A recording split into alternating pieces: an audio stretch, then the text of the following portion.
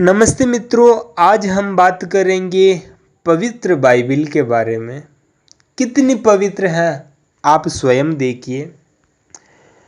उत्पत्ति अध्याय नंबर 38। बहू द्वारा ससुर के साथ मुंह काला करना। जब यहूदा ने उसको देखा, उसने उसको वेश्या समझा, क्योंकि वह अपना मुंह ढांपे हुए थी। और वह मार्ग से उसकी ओर फिरा और उससे कहने लगा, मुझे अपने पास आने दे, क्योंकि उसे यह मालूम न था कि वह उसकी बहू है। और वह कहने लगी कि यदि मैं तुझे अपने पास आने दूं तो तू मुझे क्या देगा। उसने कहा, मैं अपनी बकरियों में से बकरी का एक बच्चा तेरे पास भेज दूंगा। तब उसने कहा, भला उसके भेजने तक क्या तू हमारे पास कुछ रहन रख जाएगा। उसने पूछा, मैं तेरे पास क्या रहन रख जाऊं। उसने कहा, अपनी मुहर और बाजूबंद और अपने हाथ की छड़ी।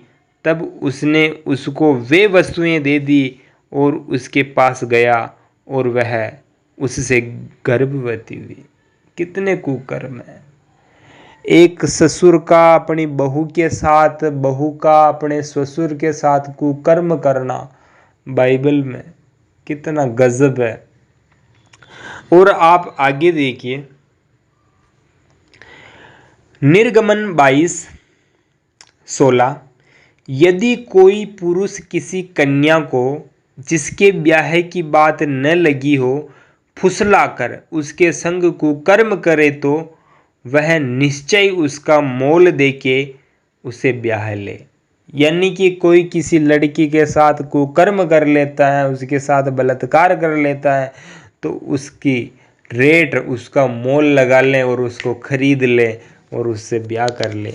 और आगे, परंतु यदि उसका पिता उसे देने को बिल्कुल इनकार करे तो कुकर्म करने वाला कन्याओं के मोल की रीति के अनुसार रुपए तोल दे। रुपए पैसे तोल करके बलात्कार किए उसका दंड नहीं मिलेगा। और कितनी भरपूर ये गंदगी भरी बातें हैं।